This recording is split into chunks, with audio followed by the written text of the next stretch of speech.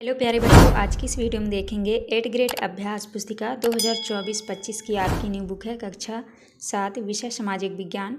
तो चलिए आज की वीडियो में देखने वाले सामाजिक एवं राजनीतिक जीवन। तो आज की इस वीडियो में देखेंगे अध्याय 2 में है स्वास्थ्य में सरकार की भूमिका।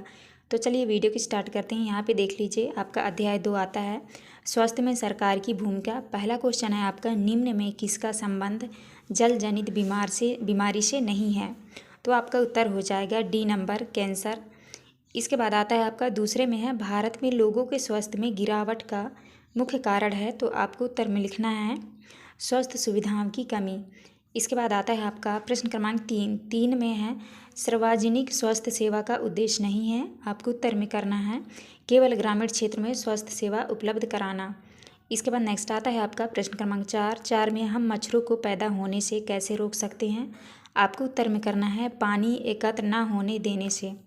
पांचवा प्रश्न आता है, भारत में विदेशों से बहुत बड़ी संख्या में पर्यटक इलाज कराने आते हैं जो कहलाते हैं चिकित्सा पर्यटक।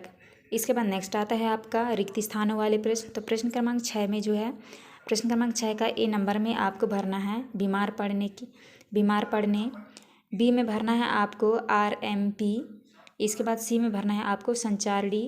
इसके बाद आता है आपका नेक्स्ट डी में भरना है आपको नैतिक और ई में भरना है आपको शिक्षा। आप इस तरह भर लीजिएगा। इसके बाद आता है आपका प्रश्न क्रमांक 7 में है, प्राथमिक स्वास्थ्य केंद्र किसे कहा जाता है? आपको उत्तर में लिखना है सार्वजनिक स्वास्थ्य केंद्र को प्राथमिक स्वास्थ्य केंद्र कहा जाता है। सार्वजनिक स्वास्थ्य केंद्र व अस्पताल आपस में जुड़े होते हैं जिससे यह शरीर व ग्रामीण दोनों क्षेत्रों को सुविधाएं प्रदान करते हैं। इसके बाद नेक्स्ट आता है आपका प्रश्न क्रमांक 8 में है, हमारे देश में क्या सबके लिए पर्याप्त स्वास्थ्य सेवाएं उपलब्ध है? आपको उत्तर में करना है हमारे देश में सबके लिए पर्याप्त स्वास्थ्य सेवाएं उपलब्ध हैं। स्वास्थ्य सेवाओं को 2 वर्गों में बांटा गया है। पहला है सार्वजनिक स्वास्थ्य सेवाएं, दूसरा है निजी स्वास्थ्य सेवाएं।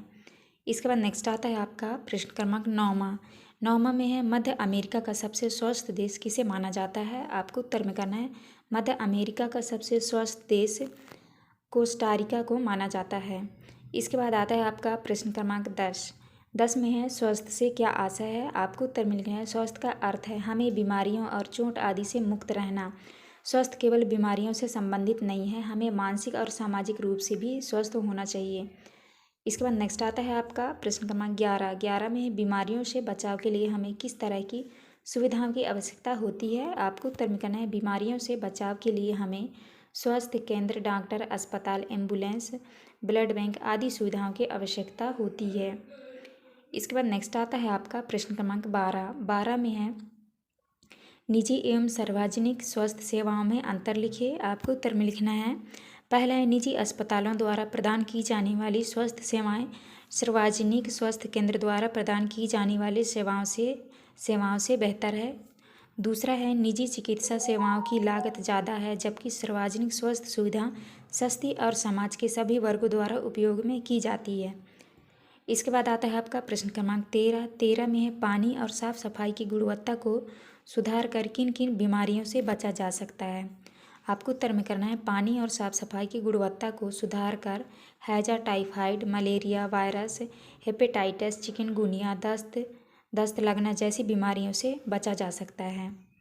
इसके बाद आता है आपका प्रश्न क्रमांक 14 में, हमें सरकार को कर टैक्स क्यों देना चाहिए? आपको उत्तर में लिखना है हमें सरकार को कर इसीलिए देना चाहिए क्योंकि सरकार कर से प्राप्त धन का उपयोग विभिन्न प्रकार के सामाजिक सेवाओं को मुहैया करवाने में खर्च करती है जिससे सभी नागरिकों को फायदा होता है। नेक्स्ट आता है आपका प्रश्न क्रमांक 15 में है, भारतीय आयुर्विज्ञान परिषद का आयुर्विज्ञान नैतिक संहिता संदेश क्या है? आपको उत्तर में करना है भारतीय आयुर्विज्ञान परिषद का आयुर्विज्ञान नैतिक संहिता पहले कहता है, जहाँ तक संभव हो सके चिकित्सक को औषधि के जेनेरिक नाम ही उपचार पर्ची में लिखने चाहिए और सुनिश्चित करना चाहिए कि यह युक्त और उपयुक्त रूप में हो।